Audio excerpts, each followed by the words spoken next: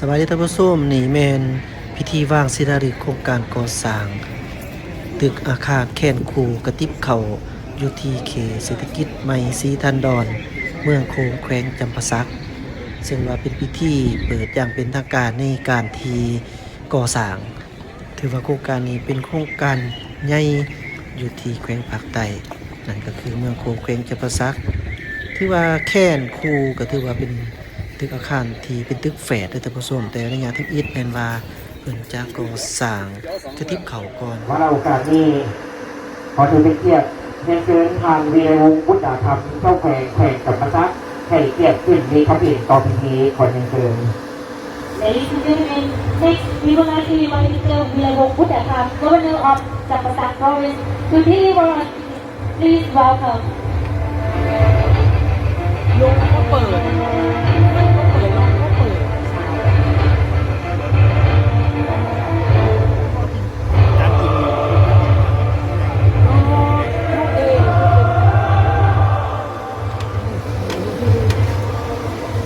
ลูกเองขอน้อม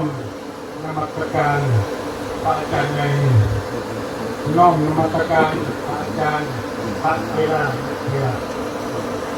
ขอเรียนทางตอนไปสุพรรณบุรีนายกรัฐมนตรีในสปปลาวทางที่ขึ้นเรียนบรรดาทานรัฐมนตรีห้องรัฐมนตรีประธานห้องเลขาห้องตกแขวงประธานการนั่งจากการแขวงเมืองที่เราจะทำถึงเรียนทางประธานบริษัท Governor of the Lao PDR, in front of the stage for Soy Tower. Please welcome. พร้อมเดียวกันนี้ขอเรียนเชิญท่านวีรวงศ์บุญอาคำท่านคำเจตวงศ์โพสีท่านอรุณไซสุนทราชท่านมาลัยทองกรมมัสยิดท่านอุ้มทวงข่าวพันธ์ท่านสายทองไสยวงศ์ท่านสนันศรีภาพพงษ์จันทร์ท่านสมบูรณ์เฮืองหงษาท่านสอนประเสริฐดาราวงศ์ท่านนางคันภูดิษฐิทรัพย์ท่านบุญยงสุนทรท่านเจิ้งเจ้าเว่ยท่านล้าตีศรีสุพรรณวงศ์ท่านหวังตงเชิงท่านนางจูหงและท่านชีอินให้เกียรติก้าวสู่ด้านหน้าเวทีเพื่อเข้าร่วมพิธีส่วนสายวางศิลาฤกษ์โครงการอย่างเป็นทางการขอเรียนเชิญ Please welcome on the stage. Yes, we are the most meaningful of groundbreaking ceremony for today.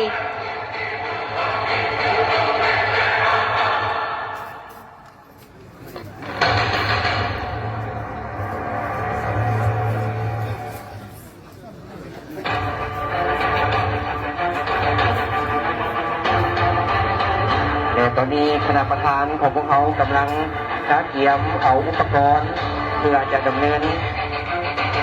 วาระของพิธีส่วนใจเป็นการเบิกเลือกเอาไซในพิธีวางศิลาฤกษ์โครงการก่อสร้างตึกแคนคูระยะที่1ตึกทิพย์ข้าวเหนียวในมื้อนี้อาจเป็นมื้อสิริมงคลมื้อฤกษ์งามยามดีที่บ้านท่าพ่อเมืองโขงแขวงจำปาสัก May we please invite our guest of honor, leading by His Excellency Sonsai Sipadon, show the joy for meaningful of this ceremony, please. และตอนนี้คณะประธานของพวกเขาก็เตรียมพร้อมแล้วที่จะก้าวเข้าสู่พิธีช่วงสายอย่างเป็นทางการดังนั้นขอเรียนเชิญประธานนายกรัฐมนตรีให้เกียรตินำหน้าพาทางในการส่วนสายเพื่อเป็นการเบิกเลือกเอาใจในพิธีวางศิลาฤกษ์ขอเรียนเชิญ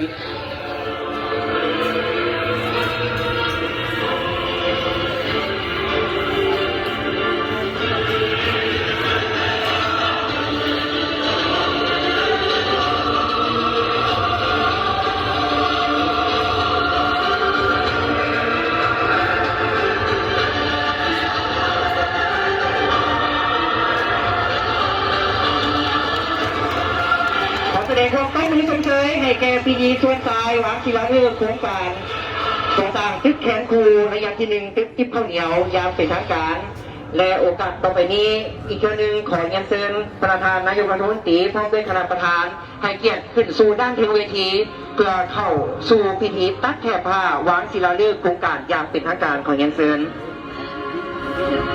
Once again, next, may we please invite His Excellency Sonsai Sipadon, together with delegates stage for ribbon cutting. Please on the stage. ในกรณีขอเรียนเชิญประธานสอนไซศรีบันดรท่านวีรวงศ์บุตรคำท่านคำเจนวงศ์โพธิ์ศรีท่านอรุณไซสุนทราชท่านมาลัยทองกรมศิษย์ท่านสอนประเสริฐดาราวงศ์ท่านละตีศรีสุพรรณวงศ์ท่านเจิ้งจาเพิงและท่านขวางตรงซึงไข่เกียรติตัดแถบผ้าทางเก้าทานขอเรียนเชิญ Ladies and gentlemen, here we are countdown together for the meaningful ceremony today. และตอนนี้ขอเรียนเชิญน้องน้ำสาวนำเอามิตัสเพื่อส่งมอบให้แก่คณะประธานในเพื่อการกักเกี่ยมในการตัดแถบผ้า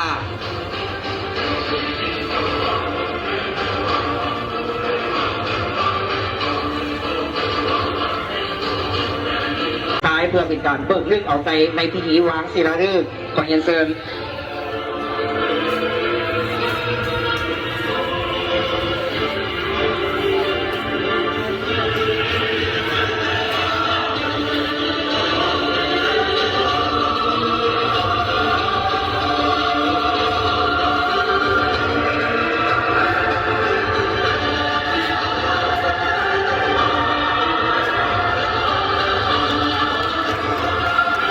แสดงความต้องมือชมเชยให้แก่ปีดีส่วนทรายวางศิลาฤกษ์โครงการ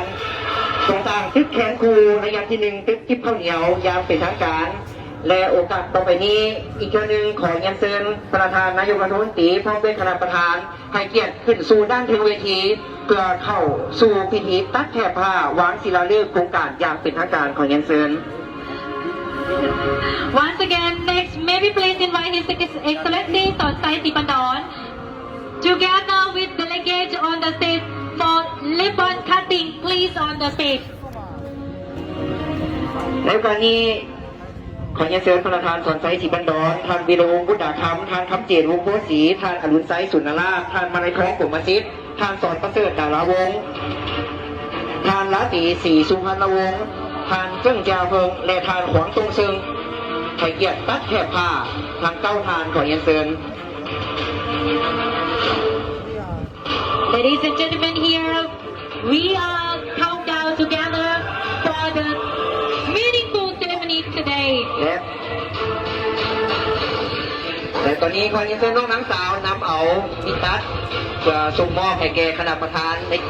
เพื่อการกักเกี่ยมในการตัดแถบผ้า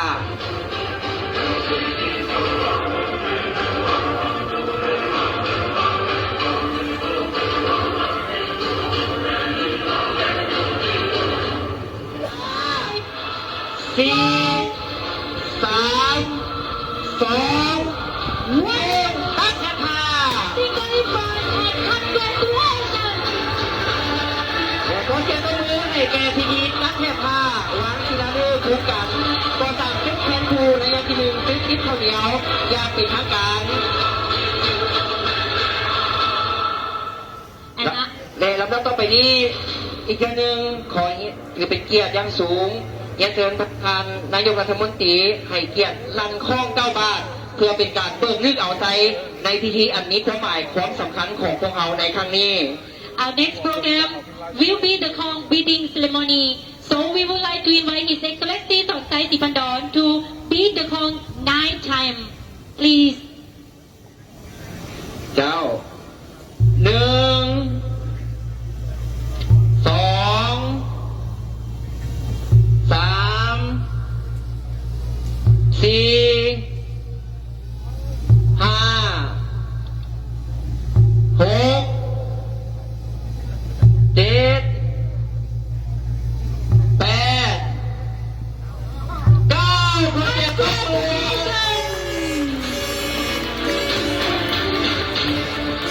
อีกครั้งหนึ่งขอแสดงความเคารพความใจเป็นอย่างสูงมายังประธานนายกรัฐมนตรีที่ได้ให้เกียรติเป็นประธานในพิธีส่วนซ้ายตัดแถบผ้าและลันโค้ง9 บาทเพื่อเป็นการเพิ่มนึกเอาใจในพิธีวางศิลาฤกษ์โครงการก่อสร้างตึกแขนคูระยะที่1ตึกจิ๊บข้าวเหนียวอยู่ที่นี่บ้านท่าข้อเมืองผูกแขวงจำปาสัก Thank you so much, His Excellency Sonsai Sipandon, Prime Minister of the Lao PDR and delegate for join the meaning ceremony today. Ladies photo group.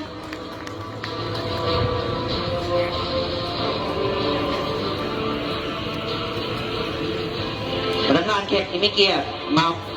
เวลานาทีนี้พิธีกีฬาลื่นโครงการก่อสร้างตึกแขนคูและตึกทิพย์ข้าวเหนียวของพวกเขาในมือนี้ก็จะสิ้นสุดลงแล้วขอแสดงใจเป็นอย่างสูงมายังประธานนายกรัฐมนตรีพร้อมด้วยประธานการนำจากศูนย์กลางและท้องถิ่นทุกท่านแต่ที่ไม่เกียรติทุกท่านนำธุรกิจ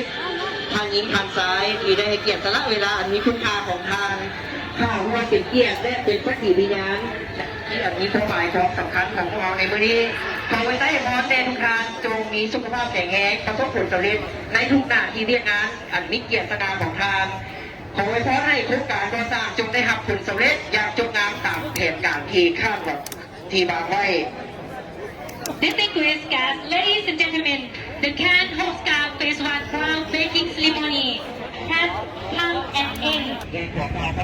โอ้ท่านนายกไปปะแล้ว